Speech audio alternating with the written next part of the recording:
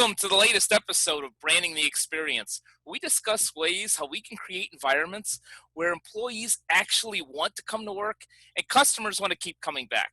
Hi, I'm Ken Bator, your host for Branding the Experience, and I have a special show today, a real special show today. You may have remembered that I had mentioned at least probably a half a dozen times that I have the pleasure and privilege to write for Podcast Magazine. And right now I have at least two of the three-person team that really makes this happen.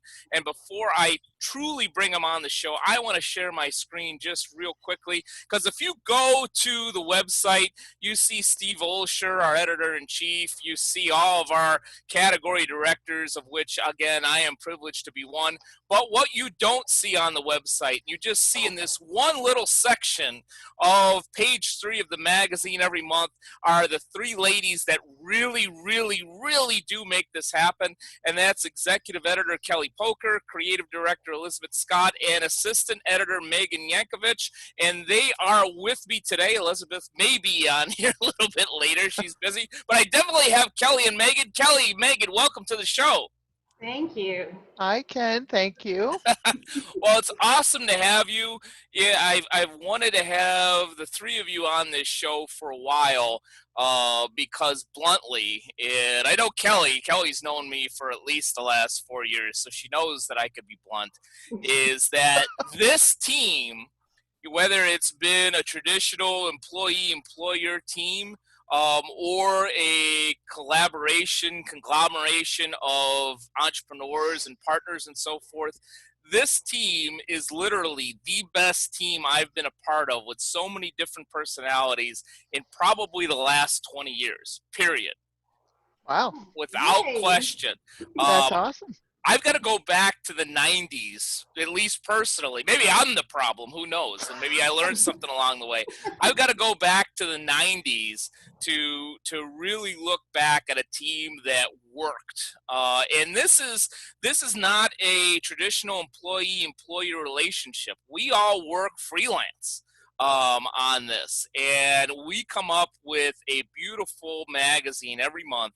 And the most of the credit, I would say at least 80% of the credit, needs to go to these three ladies because, and I'll get into it in a little bit, but, frankly, even with the writing and even with Steve Olsher's leadership, this magazine just does not happen without Kelly, Elizabeth, and Megan. So thank you very much. You three are the heart of this magazine. Aw, thank you so much. Oh, you're making me blush in my ghost tone. Yes. And Did actually, ghost blush? and I'm going to turn it over to Kelly in a minute. Kelly does an awesome job of keeping people organized and has worked on a number of projects with Steve Olsher. And she can teach a lot of things. She can also teach you how to be a guest, a guest ghost on shows. He has the whole ghost thing with the background there, and Elizabeth just joined us. I just gave you accolades, so now I don't have to say anything nice anymore that you're here. Elizabeth, welcome to the show. A little bit late, but happy that you're here. Sorry. But no, we're happy to have you. Kelly, talk a little bit about Podcast Magazine and the creation of it, because you were probably the closest person to Steve when it was going on in his mind and building this amazing brand. So can you give us some insight how this thing was even created?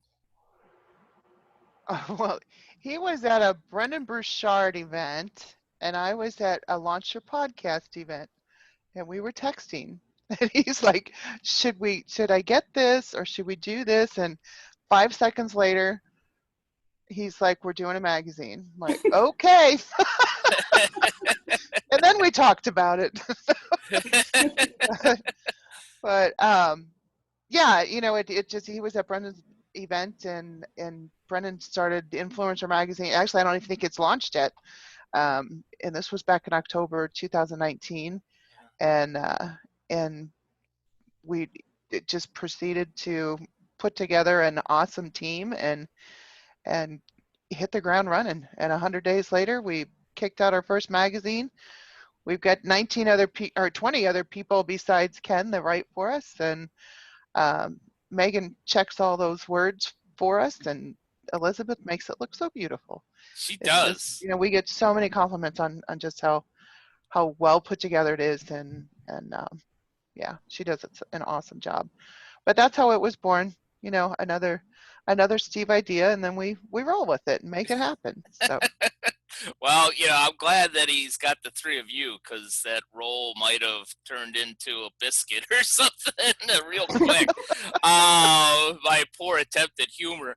But yeah, I talk a lot, not only on this show, but my other podcasts about brand culture and strategy alignment. Steve is definitely the strategy guy in terms of ideas.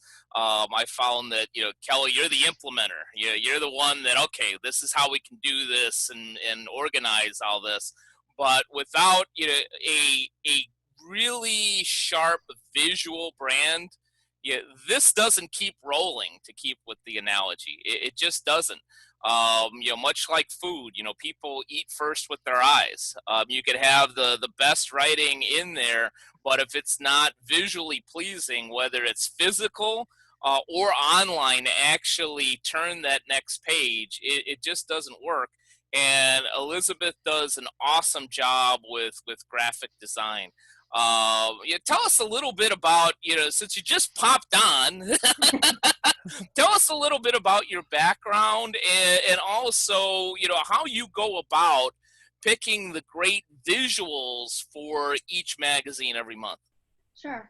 Yeah, so I've been a graphic designer. So I was working in Manhattan for Publishers Weekly, Library Journal, School Library Journal. That's how I met Steve. He had written a book, and I believe our first Steve wrote a book? Sorry? Yeah, he's written a couple. Wow, okay. I'll have to ask him about those. yeah, Ken, she's actually been working with Steve longer than I have. Wow. Yeah. Wow. Yeah, so that was... And you don't have any gray hairs. That's awesome, but continue.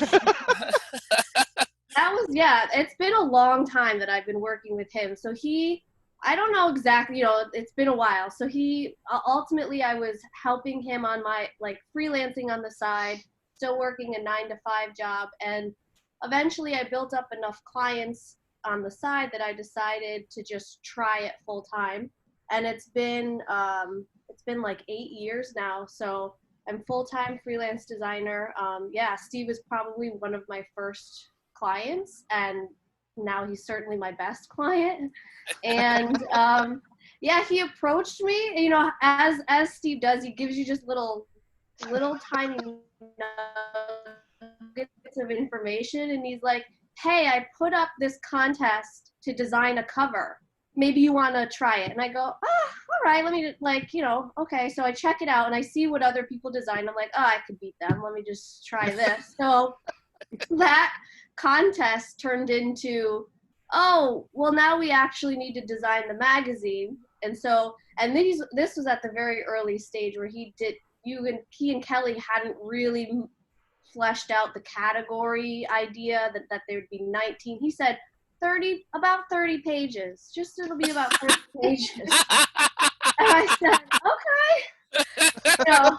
Wait a minute. Time out. I apologize for having to stop you there. But this. I told you I don't have any questions prepared. We're going to roll with this. But this is a great example of an entrepreneurial pursuit. It's just going to be 30 pages. Yeah. To my knowledge, I don't think we've had a magazine under 100 pages yet that we've produced. Our first issue was 146. Yeah, 125 is the least amount, and it's the most we've had 160, 158, something like that. Wow. Yeah, so clearly every email was or actually maybe this and maybe this and maybe, so it, in those 100 days, it morphed and changed. So the process really, it's a combination of whatever images the interviewee provides to the category director. Sometimes they're awesome. They're you can tell they're professionally shot photographs. I try to use as many of those as possible just because they look great in a big scale. Sometimes people send their Facebook profile thumbnail, and that's all we have to work with. So it's a combination of things. Stock photos work great. I try to make them not look cheesy or candid. You know, it's a lifestyle magazine. We want to really speak to whoever is reading. So it's kind of happens organically, like as I'm going on the fly. And it's worked out well. The iteration that I sent to Steve and Kelly of here's my proposed idea. We obviously went back and forth on a few layout ideas, but what we came up with originally really has held up over these 7 issues amazingly, which I'm like really happy about. That like my initial thought of how it could look has really translated as we've developed content, and having the categories each have their own color I think helps, so it's designated by colors. So that's sort of how it's organically happened. Yeah, and you know, and it bluntly and briefly, it works. And I want to come back to you because I want to give an example of how well the process works. But I want to get to Megan. One, because we haven't heard from the great Megan yet, and two, yeah, it's speaking of process. At least for us category directors, such as I, you know, Megan is usually that first person that you're working with. Unless you're behind your deadline like I am, then Kelly likes to get on your ass, and then she becomes the first person that you're working with, which isn't always. Nobody wants Kelly on their ass. No, especially since she's learned these ghost-like properties. You know, she comes to you in dreams. You missed your deadline by 12 hours and 37 minutes. Anyhow, but but back to Megan. Before I want to have you talk, I want to talk about, you know, how talented she is, because having been a writer for well over 20 years, I've written for a number of magazines, I've written a book. Frankly, it's a lot easier for me to delegate or to pass off graphic design because I don't have that talent. I'm more than happy to go, Elizabeth, you know, God bless you, you know, please do something with this. But I actually, one of the few talents I have in life is writing. I write very well, and that makes me very, very apprehensive to hand that over to somebody else. And it speaks to how well this team works, because the trust Megan and I have developed basically just via email. Yeah, I actually, I want to say the 3rd edition or issue or so forth, I finally got to the point where, you know, I don't need to have this so perfect. That Megan is so good at understanding exactly in the editing process of what I'm trying to say, that she many times actually gets it and helps me to say it better. So I want to say about the 3rd or 4th issue, I said, all right, I'm going to write this as well as I can. And rather than spending another day on it and holding up the process, I'm going to trust that Megan is going to make this what's good into something great. So you have an extreme talent. Yeah, tell us a little bit about what you do and how you work with all the category directors and make the writing be so intriguing in terms of wanting them to keep turning the page. Well, thank you, first of all. I appreciate your kind words. It is difficult when you're working with 20 different personalities. Not everyone is, you know, quite as friendly as you and I are. Because if you and I, if there's something. Wait a minute. Kelly will stop you right there. I am not friendly. You've earned the trust, and for me to be able to be friendly to you. Oh, thanks.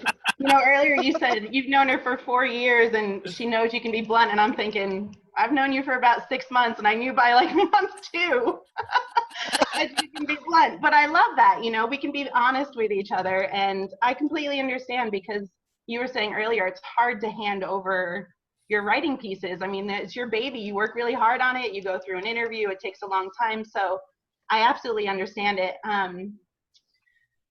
I've been editing for about 11 years. I was a high school teacher first. So. Oh, wow. Yeah. That explains it. My dad was a high school teacher for over 40 years, so I don't know quite Wow. where to go with that, but continue. Oh my gosh, that's a long time. I only made it about 6 years, and then I was having my second daughter by then, and I was Yeah. like, this is too much. So as luck would have it, someone contacted the school and asked if the school could recommend anybody for editing, and I stepped into that, and I've been doing that work for 11 years. And I really try and get to know the person behind the words, because I think that goes a long way in editing. Sometimes it's difficult. There's a quote, somebody, paraphrased, it's something about writers write to get to speak their fire to the people they want to speak to, and editors write so that the reader can see through that smoke and really get to the fire. So it's never personal. It's always just, I put myself in the audience's perspective, not the writer's. So even if that changes writing a little bit, I think that that's an important perspective to have. Mm-hmm. But I mean, it's been fantastic with the contributors. It's super fun for me to learn more about them as we go. And I'm definitely now, getting their styles. That's hard to do right off the bat. But Yeah. Once you work with people, for a few months, you really get to know what they're trying to say and their writing style, and that helps a lot.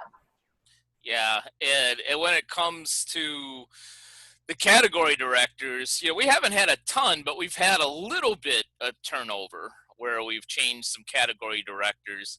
And sometimes you get into a mode with somebody, and their writing style, and what they're going to push back on, I would assume, and what they're just going to let slide. And then somebody new for the category comes in, and then you have to start completely from scratch. Right, that's true. We roll with it. So This is Team Gumby. We're flexible. Yes. Well, we all need a Gumby behind the scenes.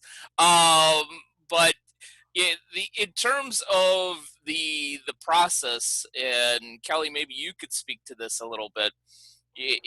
When we talk about branding here on the show, we don't just talk about the visual brand, which in the case of Podcast Magazine, Elizabeth definitely earned that spot, and rightfully so, for that visual brand.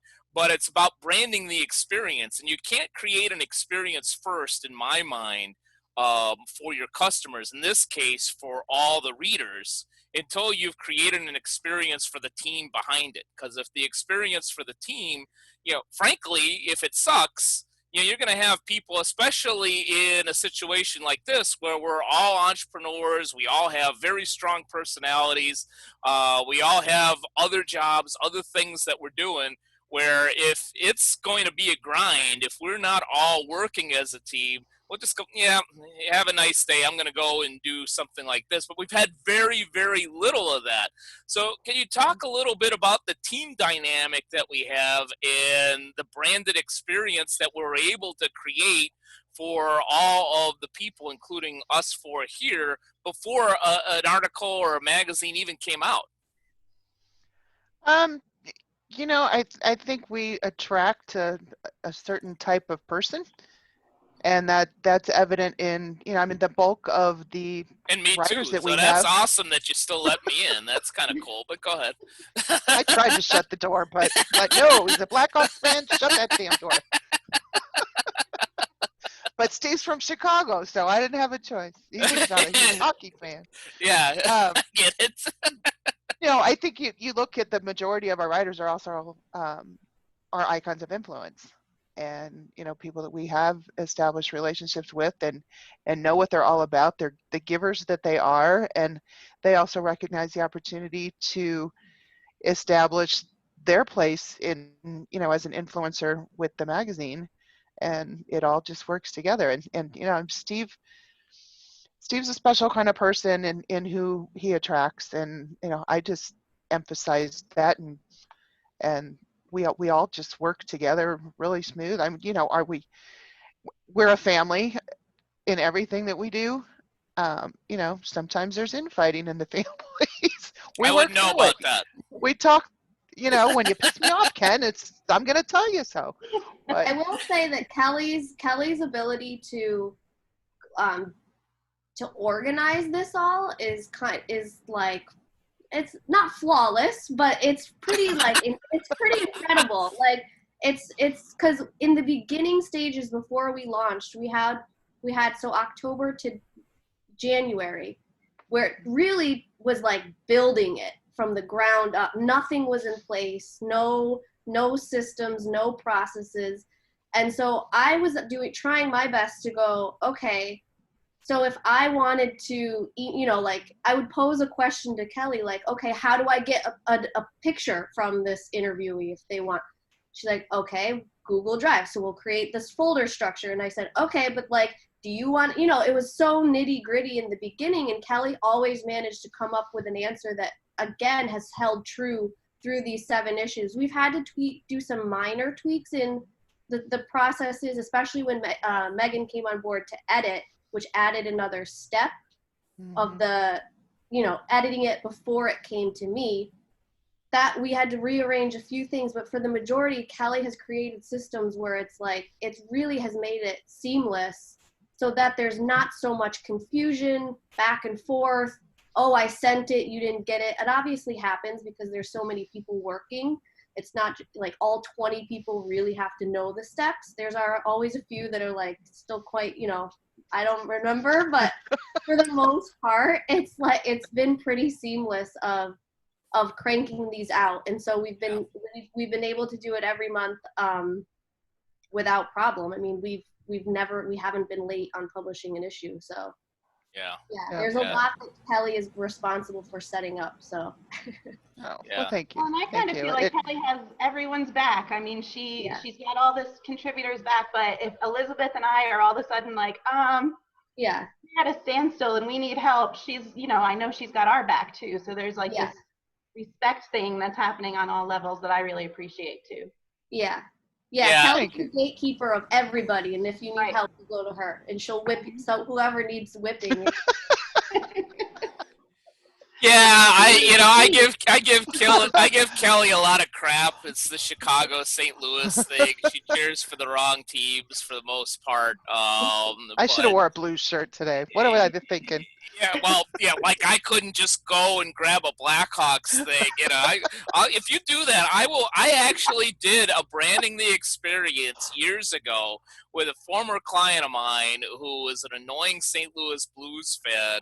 He had a St. Louis Blues jersey on. I had my Blackhawks jersey on, and I will say that was a lot of fun because the Blackhawks were really good then. Yeah, now we've kind of traded spaces. For now. But despite her poor choice in hockey teams, she does an awesome job, and I agree with Megan 100%. I've seen it where she's had my back, and she tries to have everybody's back in the situation, and it's difficult when you have 30 to 40 entrepreneurial minds, freelance minds that literally could, without question, leave in a second. All it takes is one text or one email and says, I'm out. Yeah. And she's able to keep everybody together. So kudos to Kelly. One thing you're very, very welcome. And that's the last takes nice a good team to make it work, and it is about the mutual respect. And I get that everybody's doing their own thing and on top of this, and it's hard to juggle. So, we just have a great team. We all make it happen. And since I said something nice about you on tape, which will air later this week, do I have to say anything nice about you for next 6 to 12 months? Am I good for a while? I don't know. We'll see how well you keep staying on track here. I got 2/3 of my stuff in. Megan has it. I just have a 240-word article that I will write this afternoon. I already got the stuff, and I had a good reason. But that goes back to the process and the team. And one of the things that I want to make sure to get in this episode is to give fans of Podcast Magazine a little bit of an insight into the process and the progress from interview to writing to editing to layout and so forth, because while the finished product may very well look, because we do have a great team, may look like it was done easily, and I will tell you that some of them aren't. And I will tell you that some of them start hard even from the interview.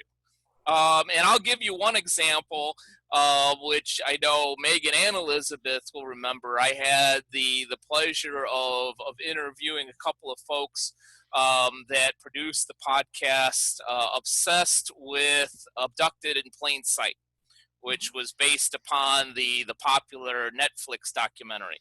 So I set up the interview, and I was thrown a little bit of a curveball in that I hadn't expected Sky Borgman, who basically produced the documentary and was part of the podcast, on the interview, but which was fine because she's a great lady and we got a lot from her. But that interview, for me, it seemed like it was a little clunkier than I had planned or wanted.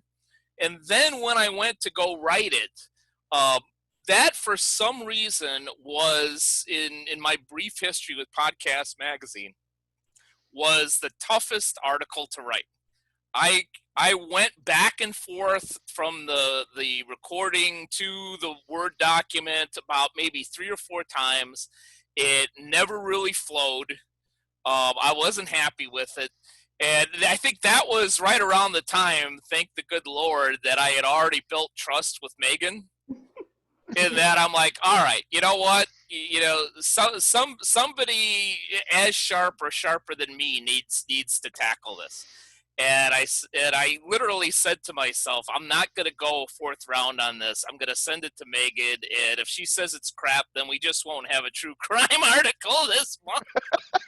And I sent it to her, and maybe you could comment on this if you remember it, because I remember you even saying, and I forgot exactly how you said it. You said it very, very nice, nicer than I probably would have, but you actually called me on that. You basically said, this article flows like crap. But you said, I forgot exactly what you said. You didn't say that. It was a lot nicer. Yeah. But you saw it, and it's like, okay, this is a piece of crap. What are you giving me here? I got you, and you did a lot of work with that article. You know what? Sometimes you're so close to it. I mean, like you said, you went through it 4 times while you were trying to write it. And sometimes an outside perspective, a different set of eyes can just easily say, okay, well, this is going to work better here, and, just do the whole restructuring. So you always give me great content to work with, and it's always, fantastic interviews, but sometimes it is, I completely agree with you. I've seen transcripts before from interviews that are like, whew, they're kind of all over the place. So it's kind of like, it's a challenge making it one cohesive piece. And I think an outside set of eyes who isn't as close to it as you is, can sometimes make that difference. Yeah. And what's funny about that one, too, we finally got it to a point where I loved your changes. And I was like, thank God. And you even move like paragraphs around. Usually, what we do, and I'll tap myself on the back a little bit, is usually we just trade an email or two, and you make a couple of tweaks, and I'm like, yeah, that's good. Let's keep that. That really needs to go back, and it's done, and it's off to Elizabeth, and we're off to the next part of the races. But that was one where we had to go back and forth a number of times before we even got it to Elizabeth. And I remember that one too. That was probably the only article where I went back and forth with Elizabeth about 2 or 3 times on the graphics, because usually that works smoothly too. You get the article and you know exactly what graphics to use. I say, wow, that looks beautiful, more beautiful than I could ever create. Yeah, roll with it. And that one we had some issues with too. Yeah, but you definitely had thorough and clear direction once you saw my original first pass, which is helpful. Because sometimes sometimes a client will just say, oh, I don't like it, but I don't, they don't really know why they don't like it, or they don't know what they want instead. But you were very clear in the fact that you wanted it to more, you wanted it to reflect the podcast versus the documentary on Netflix, even though it was kind of, branching both genre. You really were like, well, I actually want this, the article. So it only took one or two more passes. Like, even after that first email back from you, I was clear of where I needed to go from there. So it wasn't, trust me, there's been worse, Ken. That wasn't so bad. That was not so bad. That's the way it's supposed to be, though, that it should be the exception and not the norm. As you start to work together with each other, and she gets your style and voice, and Elizabeth, I 100% agree with Ken so far as what you choose for the imagery is just absolutely amazing. And I do. I try and, like, same with what Megan says, I'm trying to put myself in the reader's position. So if I'm a reader reading it, which is helpful that it's usually the first time I'm seeing it after it's edited, this is what's going to be published. So I'm the reader reading the magazine. What would I want to see? And hopefully those images are provided. If they're not, sometimes I reach back out and ask the category director, can you get something like this? Is there anything available? And sometimes they're able to get it. If they're not, we'll make it work with something different. But a lot of the time, that's what I'm trying to think of is, what would I want to see? If someone talks about their mom, I'd love to see what their mom looks like. But, you work with what you have. So. Well, it depends, but that's a whole nother episode and probably a whole different show. To speak to culture, again, going back to my whole thing, which is brand culture strategy, by that time, we had built such a great working relationship and culture within that when I saw what you had created, Elizabeth, I was like, all right, what you created is extremely visually pleasing, but it just doesn't seem to work with where we're going. And that was the comment that I made back was, you didn't do anything wrong. It looks great. It just doesn't seem like the look matches where we're going with this. So I think that speaks to culture. You also spoke to massive problems that you've had in the process.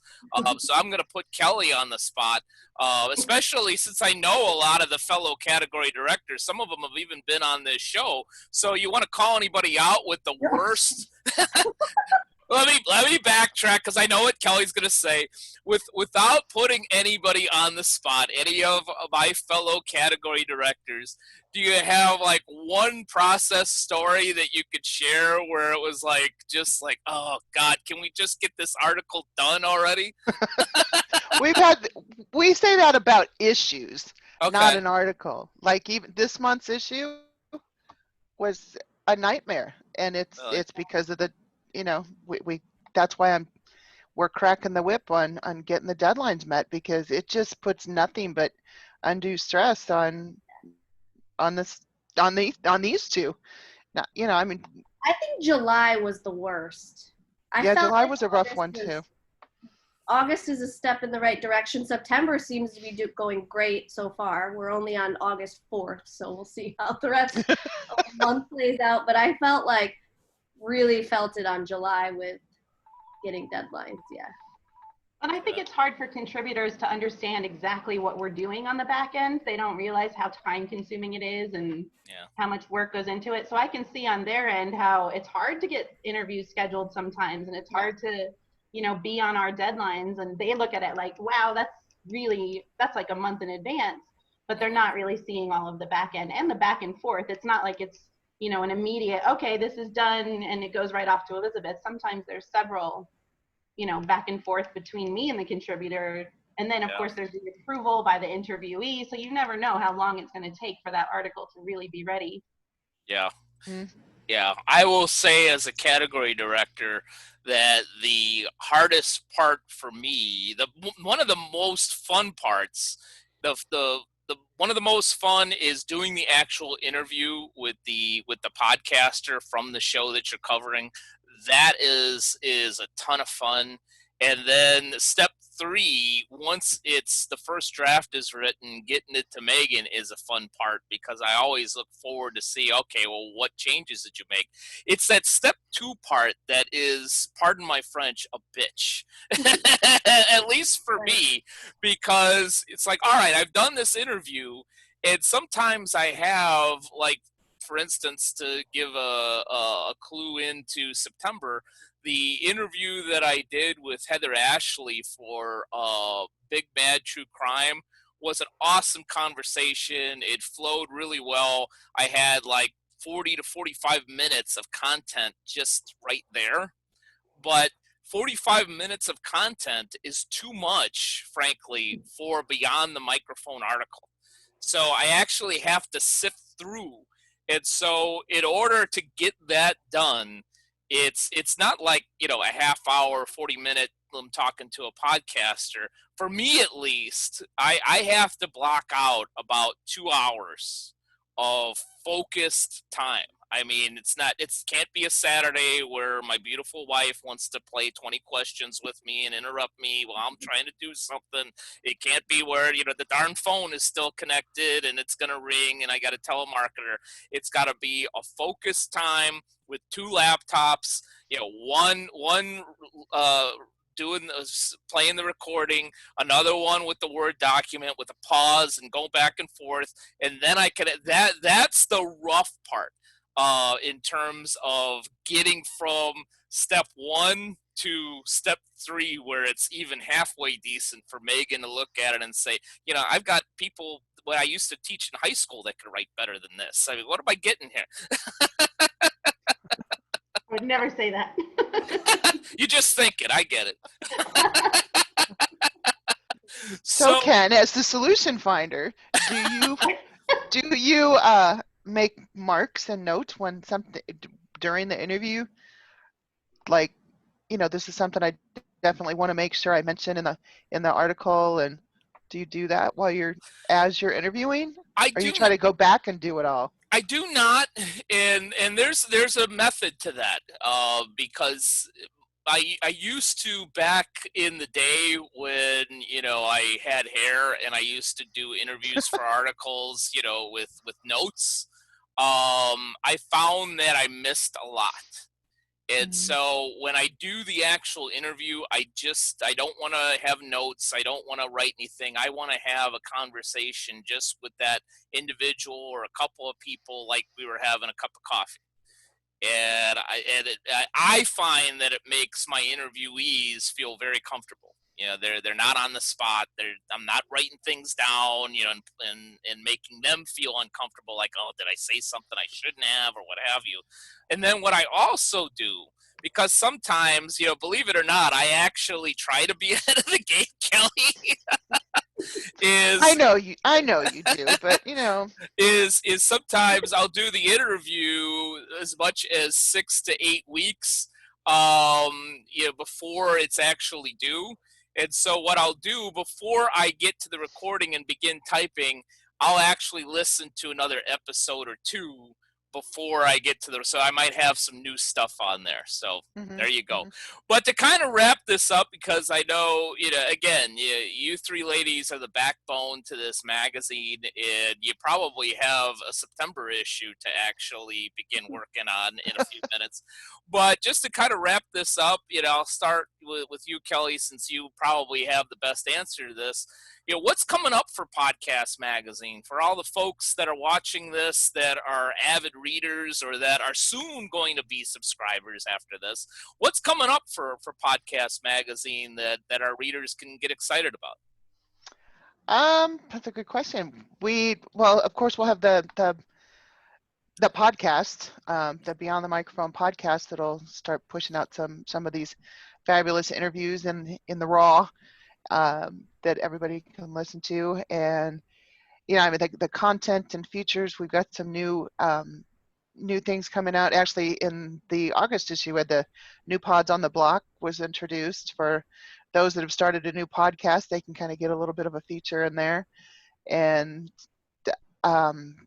stay up on the Facebook group. Come join us in the Podcast Magazine Facebook group, and we're trying to come up with some reader contests and going to be doing a little bit of an overhaul on the site in the near future with some of the feature stories and lots of things in store. So it's Nice. exciting. It's exciting. We're not done yet. Yep, as part of the team, I'm looking for it. Megan Elizabeth is two of the main cogs to this massive machine. Any parting words for any of the readers out there? No, I mean, I think it's been fun. I hope everyone's enjoying reading it. We've got, we'll continue to come up with new features, new content. It's just been fun. And I hope everyone enjoys it. Experience. Megan, a lady of few words on camera, but a lot of words on print. You gotta have balance. Well, ladies, thank you so much. I literally could talk to you for another hour, even though you probably don't want to talk to me. I really enjoyed, having this time with the three of you, because usually they're a little bit more intense in the meetings is what needs to happen. Really pleased to give this little insight to the readers of Podcast Magazine. But thanks to all three of you for taking some time today. Thank you for having us. My pleasure. Thank you to all of you that have watched this episode of Branding the Experience. Definitely go and grab an online or a physical version of Podcast Magazine, because that is an experience that's branded. And here's hoping that you brand the experience for all those you serve at a very high level. Take care. Thank you for watching Branding the Experience. I hope you enjoyed the show. If you're looking for a speaker on branding the experience, on workplace culture, or on business strategy, I have a number of different options for you. And my approach is always to entertain first, engage second, and educate third. It's a formula that leaves my audience not only laughing and enjoying, but also learning. So if you want a great speaker on branding, culture building, or strategy, I'd like to hear from you. Simply send me an email at kbator, B-A-T-O-R, at btcinc.net, or to learn more about the presentations that I've done that have been successful in the past, go to www.btcinc.net.